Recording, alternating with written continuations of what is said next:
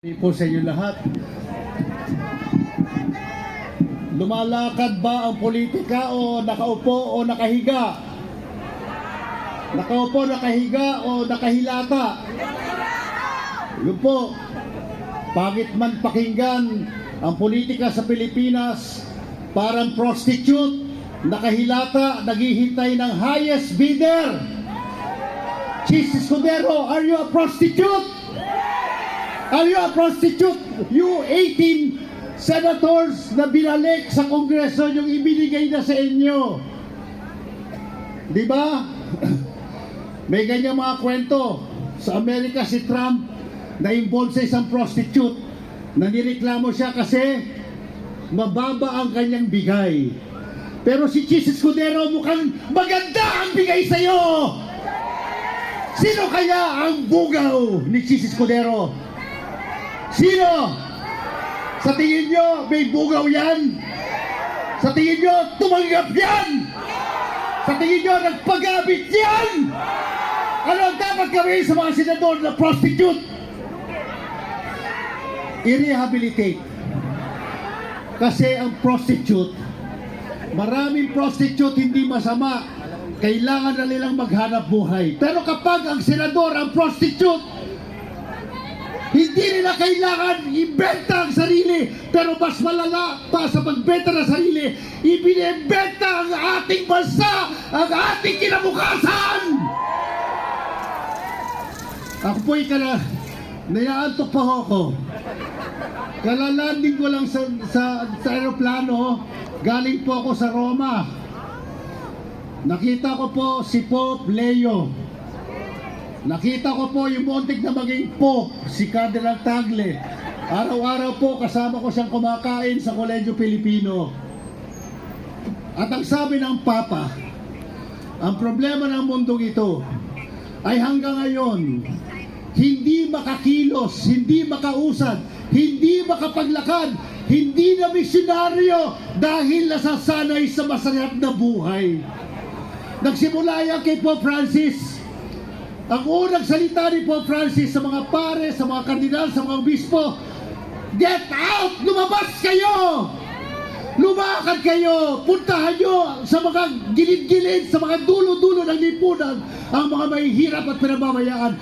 Chis Escudero, pumupunta ka ba sa mga mahihirap, mga maliliit, sa mga gilid-gilid, sa mga sulok-sulok, o hindi? Sino pinupuntahan mo? Yung bugaw mo. Kung sino man ang bugaw mo, Chis, I challenge you.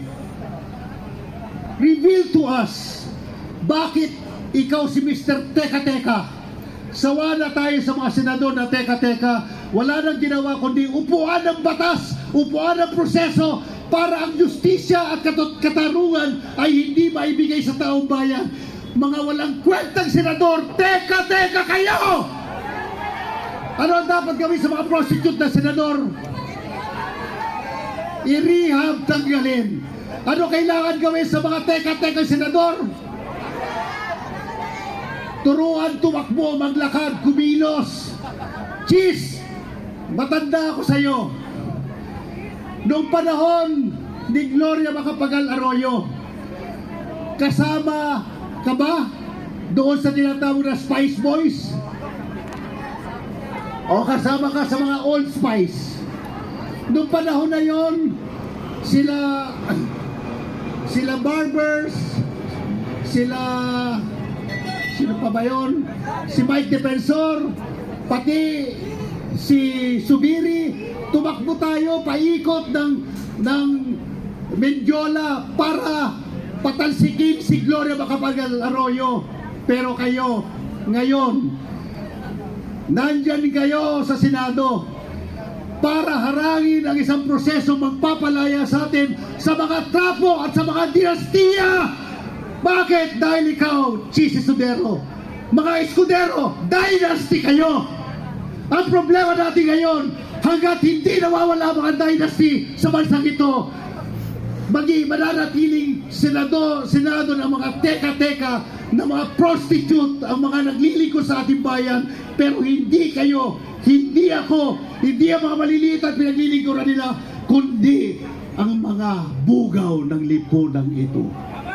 Kaya sa pagtatapos, tinanong ako ng media kanina, ano mensahe mo kay Sara Duterte? Pareho rin sa mensahe ko sa kanyang tatay. Magpasalamat ka, Digong, na nakulong ka. Dahil si Laila de Lima na hindi dapat makulong, pinakulong mo. Pero ano nangyari kay Laila? Tumapang, tumibay, at pinalaya ng Diyos ang walang kasalanan. Kaya ikaw, Digong, hindi ka palalayain dahil ikaw nagkasala sa aming lahat. At ikaw, Sara Duterte, kayong mga nagrarally kung saan-saan, malinis ba si Sara Duterte? Hindi ba siya nagnakaw? Hindi ba niya sikilala si Piatos? Ano pangalan nun? Mary Grace Piatos. At kung sino-sino pang dinadawit niya na binibigyan niya ng allowance mula sa DepEd, pati si Marian Rivera.